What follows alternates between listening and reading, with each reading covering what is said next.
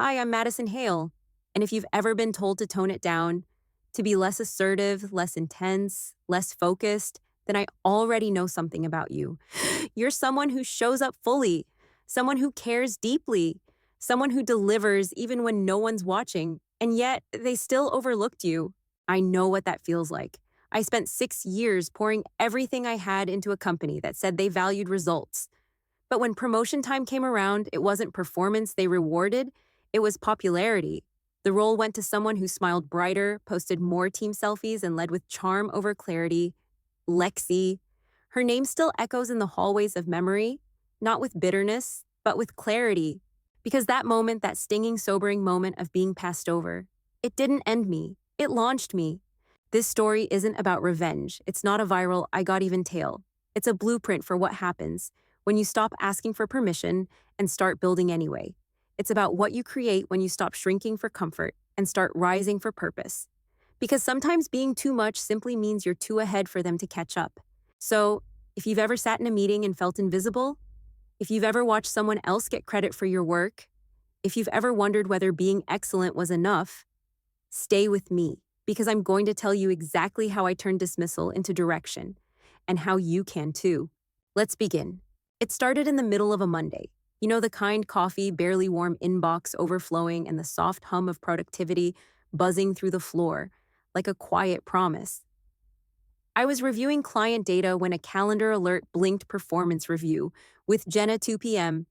I didn't flinch. I had the numbers, the results, the feedback, 6 major clients retained, 3 underperforming accounts turned around, a 14% uptick in revenue after implementing my workflow audit. I thought this meeting would be routine, maybe even celebratory. I didn't expect it to redefine everything. Jenna smiled as I walked in. Bright blazer, polished nails, that carefully casual tone managers use when bad news is wrapped in praise. Madison, she said, you're doing phenomenal work. Really?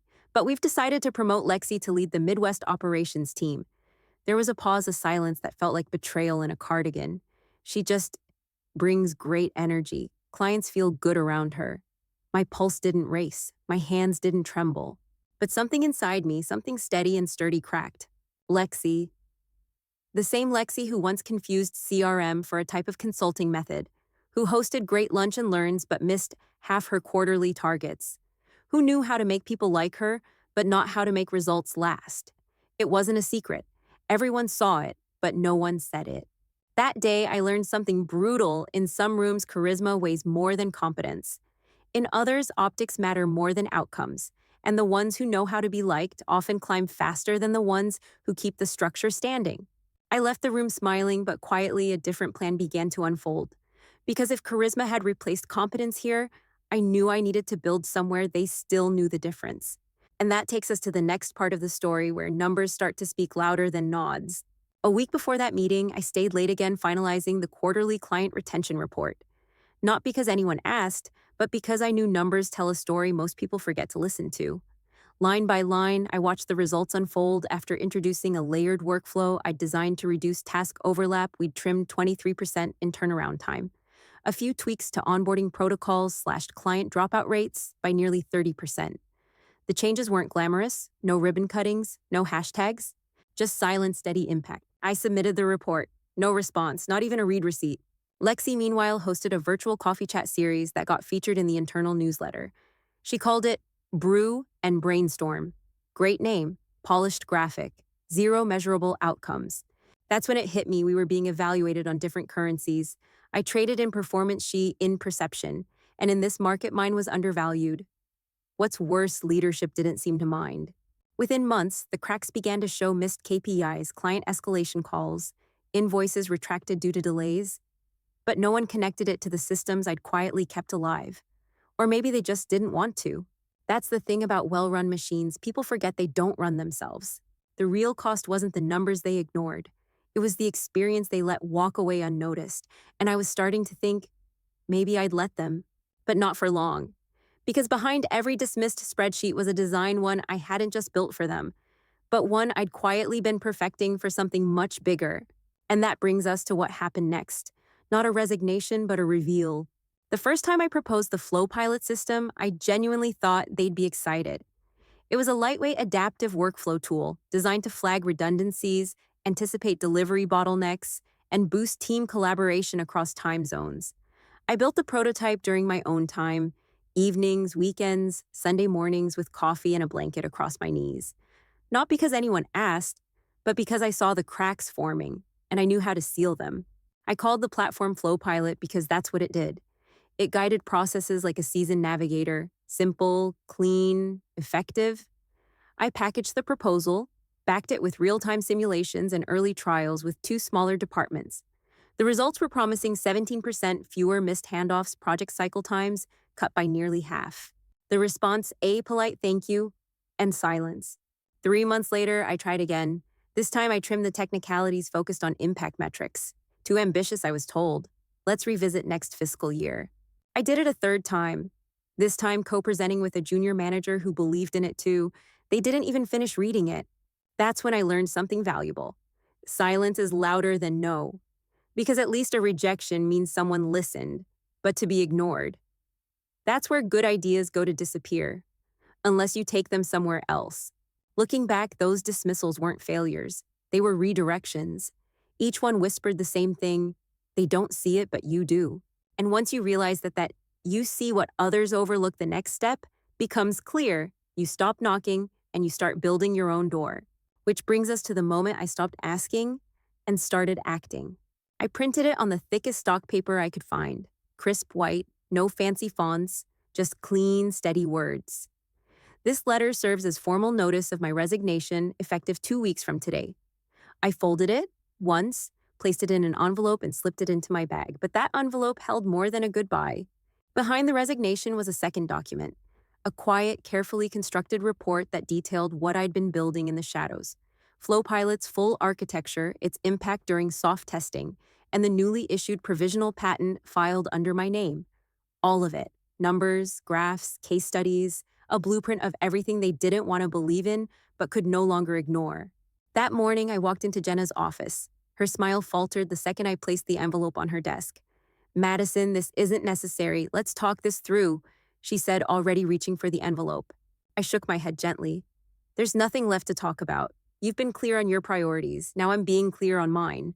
She didn't open the second page immediately, but I knew she would. And when she did, she'd realize I hadn't just been managing projects. I'd been building an exit strategy wrapped in results. The surprise wasn't that I left. It was what I left behind. And while they scrambled to process what had just happened, I walked back to my desk like it was any other Monday. But inside, I knew something had shifted. I wasn't leaving empty-handed. I was walking away with leverage. And that leverage, it would open a door that had been waiting for me all along. Which brings us to what happened next, when the competition came calling and I realized I'd never been overlooked, just misdirected. It took 4 days. 4 quiet days after I turned in my resignation before the email landed in my inbox like a door swinging open. The subject line was simple: coffee. The sender, Michael Tran, VP of Strategic Growth at Apex Metrics, one of our fiercest competitors. We'd crossed paths years ago at a conference in Denver after I gave a talk on predictive operations. He remembered. Apparently, so did the room. We met at a cafe just off the river. He didn't waste time. "I followed your work," he said, setting down his cup. "And I heard you're free." Free, the word had a new weight now. He slid a folder across the table, not just a job offer, but an equity partnership. Full autonomy, my own team, full funding to scale FlowPilot across departments. "We don't need someone to fit in," he said. "We need someone to build forward." It felt surreal. A week ago, I was being told I wasn't collaborative enough. Now I was being invited to lead transformation at scale. That's the thing about being overlooked. The right people aren't ignoring you. They're just not in the room yet. But when they show up, they see everything others missed. I signed the partnership papers that afternoon. Not out of spite, but alignment. I wasn't seeking revenge. I was stepping into recognition. And that signature marked the beginning of something new. Not just for me, but for every system, every process, every person tired of being run in circles by outdated thinking. Because what happened next would shake the very place that once dismissed me. 3 weeks after I started at Apex Metrics, my old inbox lit up again. Not with a message, but with a news alert. Westward Region client pulls out of contract with Redbridge Consulting. My former company, the one that had just promoted Lexi. I clicked through project delays, missed milestones, unanswered escalations. It read like a slow unraveling, and I knew every thread by heart. What most people didn't see was how tightly held together those systems had been, not by leadership, but by people like me, who cared more about delivery than decoration. When I left, I didn't take anything but my own intellectual property. But what I had built, it wasn't built to be run by charisma. I heard later that Lexi had tried to refresh the workflow structure. She added buzzwords, changed dashboard colors, reorganized folders, but nothing about the work itself had changed. Because real leadership, isn't about rearranging labels, it's about understanding the architecture underneath. I wasn't surprised when I heard they lost 3 more accounts. Leadership without foundation will always collapse under pressure. Sooner or later, optics wear thin, and when they do, everyone starts looking for the person who actually kept the walls from falling in. That's when I started getting messages from former teammates, even clients wondering where I'd gone, how I was doing, and quietly if there was room to work together again. Because when the curtain falls, the stage crew is always remembered.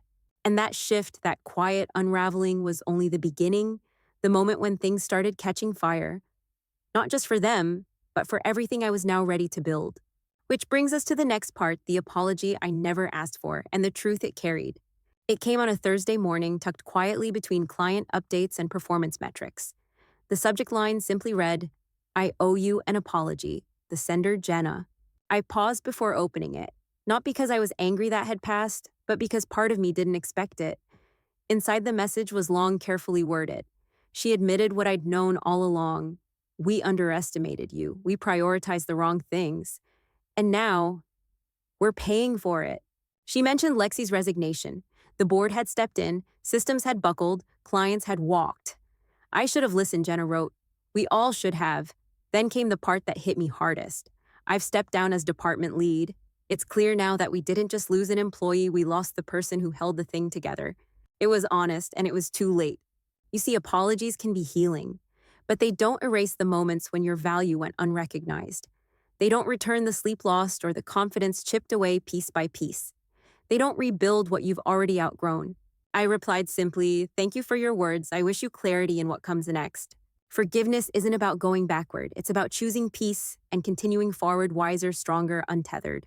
And as I closed the laptop and looked out over my new office sun, pouring in through wide windows, a team downstairs refining the next Flow Pilot iteration, I realized this wasn't a comeback. It was a continuation. Because while they were sorting through what they lost, I was busy building something they never saw coming. And what came next would redefine not just my future, but the standard for every quiet professional who ever felt unseen. A few weeks after Jenna's email, I gathered my new team at Apex for our first full rollout debrief. Engineers, analysts, project leads, all of them, sharp-driven and quietly brilliant. The kind of people who don't talk over meetings, but build them from the inside out. I opened with something simple. Before we dive into metrics, I want to say this. Your value isn't something we measure in volume, but in impact. And it's not up for debate. The room went still for a moment. I could see it land not as a cliche, but as a permission slip. For some, maybe it was the first time they'd heard it in a workplace. You see, we spend so much time defending our worth, explaining our methods, justifying our tone, softening our strength. Especially if we're the quiet ones, the non-traditional leaders, the ones who build in silence while others network loudly. But here's what I've learned: when you internalize that your value is conditional, you start to shrink to fit someone else's comfort. You bend, you edit, you disappear in plain sight. That's not leadership, that's survival. So now every week I remind my team outcomes speak louder than optics. And your work speaks for itself. The shift in culture didn't just change morale, it changed momentum. We were no longer proving ourselves. We were building things no one else could. And just when we thought we'd hit our stride, something bigger arrived, proof that the work we did in the dark was about to reshape everything in the light. At first, Flow Pilot was just a tool, a quiet solution to loud inefficiencies. But over time, it became something more, not just software, but a mindset, something that shifted how teams worked, how people collaborated, and how results were owned without noise. 3 months after launch at Apex, project completion times had dropped by 52%. Client satisfaction scores reached a new high. Not because we promised more, but because we delivered smarter. And then the calls started coming in. Fortune 100 companies, 2 government agencies, a university system on the West Coast, not for a demo, but for licensing.